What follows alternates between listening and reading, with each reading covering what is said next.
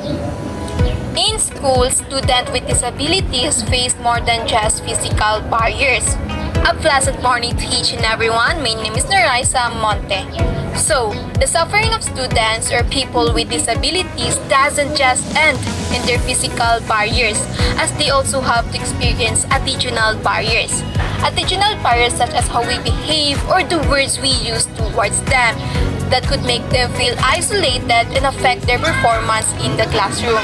Kaya we, as a pre-service teacher, as we might encounter one in the future, it's really important for us to treat all students with respect, avoid discrimination, and use language that promotes inclusivity. Avoid discrimination and name-calling.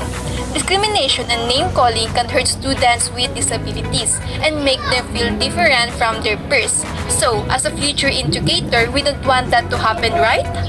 So, here are some important points to remember. First, we have be respectful. We should treat all students with disabilities or without respectfully. Avoid discriminatory behavior and language that may make them feel excluded or inferior to others. An example would be is instead of making fun of a student's disability or using the terms bad to refer to their poor performance or misbehavior, we should focus on understanding their specific needs and providing support accordingly. Second, use people-first language. People-first language means putting the person before their disability.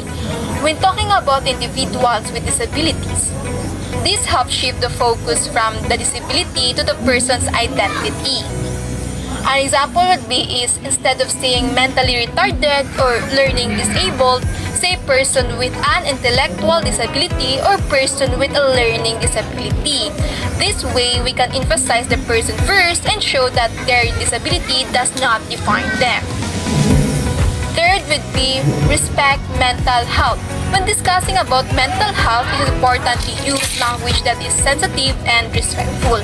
So instead of saying mentally ill or mental patient or insane, use phrases like person with a mental health impairment or person with a mental health challenges. This helps reduce stigma and promotes understanding. And lastly, we have avoid offensive terms. Certain words or phrases can be offensive and hurtful to individuals with disabilities. So we should avoid using the term like abnormal or special as they can be deemed offensive. Instead, choose language that is respectful and values the diversity of all students. So before I end this report, I would like to add a conclusion. So, creating an inclusive environment in schools is crucial for students with disabilities to thrive.